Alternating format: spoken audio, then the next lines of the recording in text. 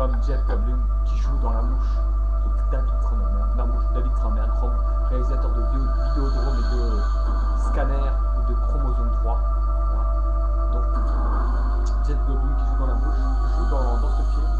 Et aussi, vous pouvez voir, Donald Sutherland, un grand acteur qui a joué dans pas mal de films comme Sécurité avec Sylvester Stallone et son fils bien sûr qui lui succède, qui a joué dans qui est très connu, qui joue dans la série 24 heures, je connais pas très bien le nom, et son nom de famille c'est Sutherland, et c'est un très très gros film avec des grands acteurs, un grand film d'épouvante, flippant et des scènes vraiment terrifiantes, il faut pas passer à côté, donc c'est un film à découvrir, pour moi elle est dans la trilogie des films de science-fiction avec Alien, et il a joué son succès le meilleur, et c'est le film disons c'est les pionniers des films d'extraterrestres. Après il y a la série mythique et légendaire qui les V, les visiteurs, les lézards, donc voilà, allez. C'est un film mythique, extraordinaire, avec des excellents acteurs. Voilà quoi. Et donc, que dire de plus que voilà quoi. Sont les fers de lance de ce film malsain. C'est un film malsain en fait, aux effets spéciaux hallucinants. La métamorphose des fœtus est une scène dont la viscosité n'a d'égal que le dégoût qu'elle suscite, c'est ce qui est le but recherché.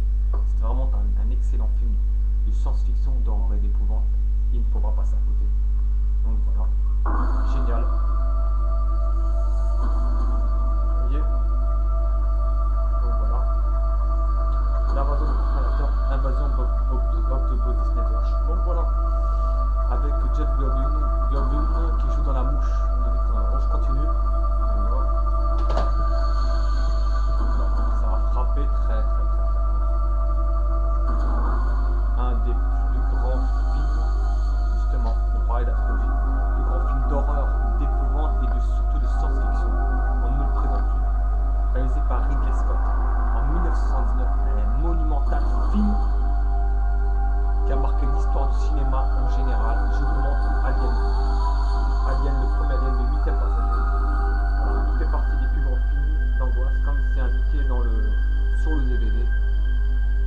Un extraordinaire film avec des excellents acteurs et une excellente actrice, Sigourney Weaver, au sommet de son art, qui joue magistralement dans ce film, avec une interprétation extraordinaire de sa part, et aussi d'autres acteurs qui jouent merveilleusement bien.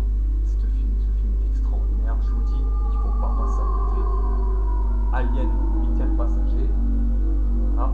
Que dire de plus, réalisé par Ridley Scott, qui a réalisé un très grand film dernièrement, très récent, American Gangster, et d'autres films que je connais plus ou moins, mais c'est un excellent film, c'est un film culte, un classique de la science-fiction, de l'épouvante et de l'horreur.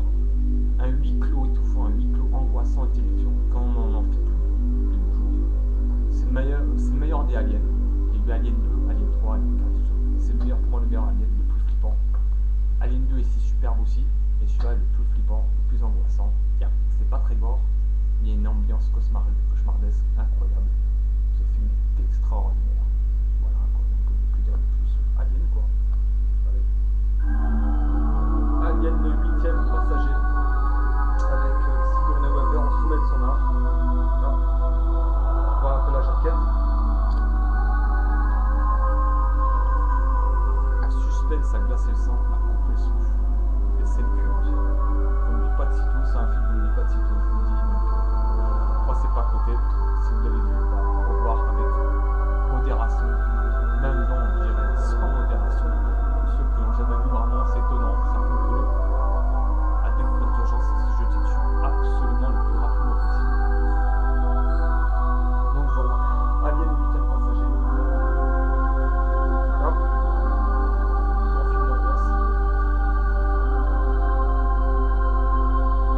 Voilà. Comme je dis, le pionnier du genre, film fantastique, horreur, etc. etc.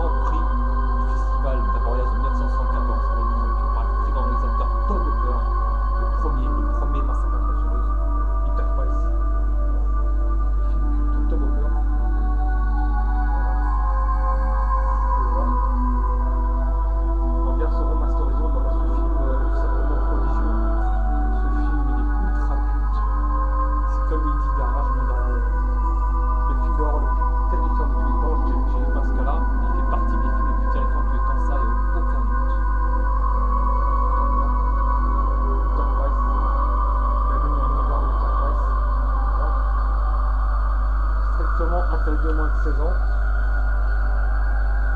Bah, ce film il a marqué toute une génération de cinéphiles. C'est le premier massacre à tronçonneuse. Donc, est-ce qu'il se passe? Je vais remettre peu. Attendez. C'est bon. Donc, bah, c'est le meilleur massacre à tronçonneuse. Très vieux, réalisé en 1974 par Tom Hopper. Jaquette effrayante.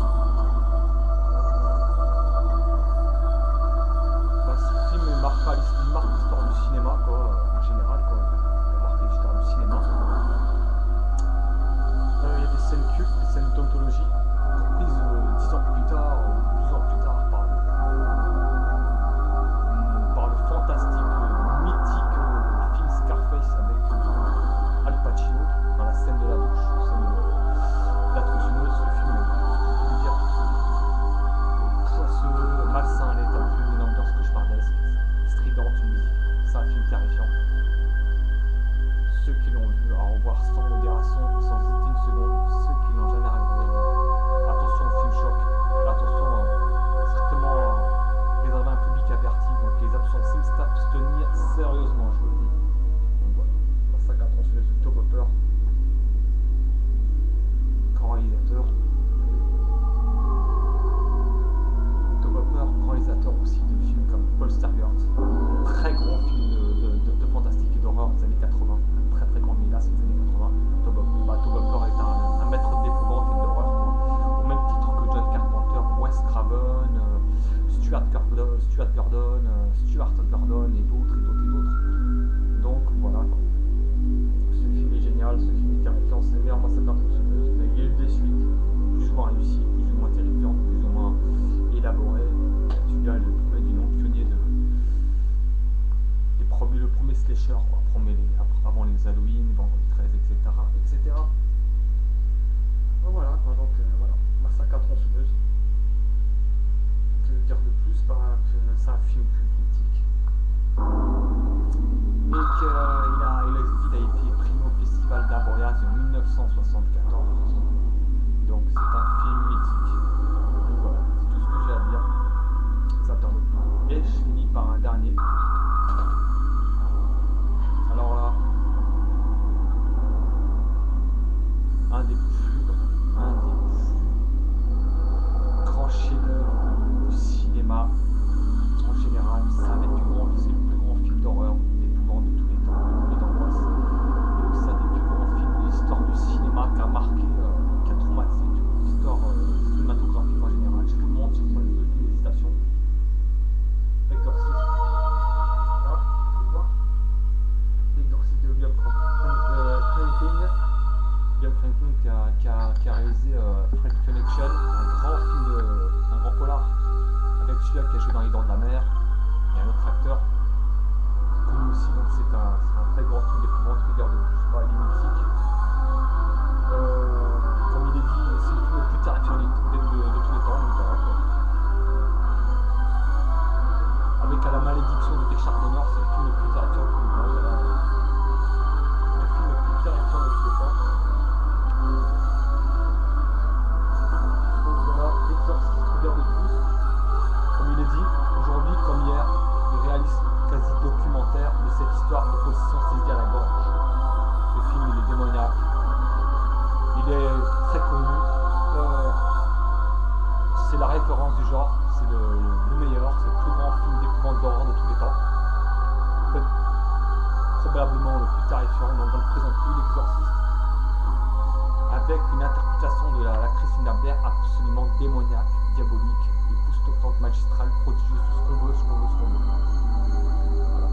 L'exorciste, c'est le dernier film que je vous présente, et je vous dis, c'est le plus grand film d'épouvante de tous les temps. Voilà.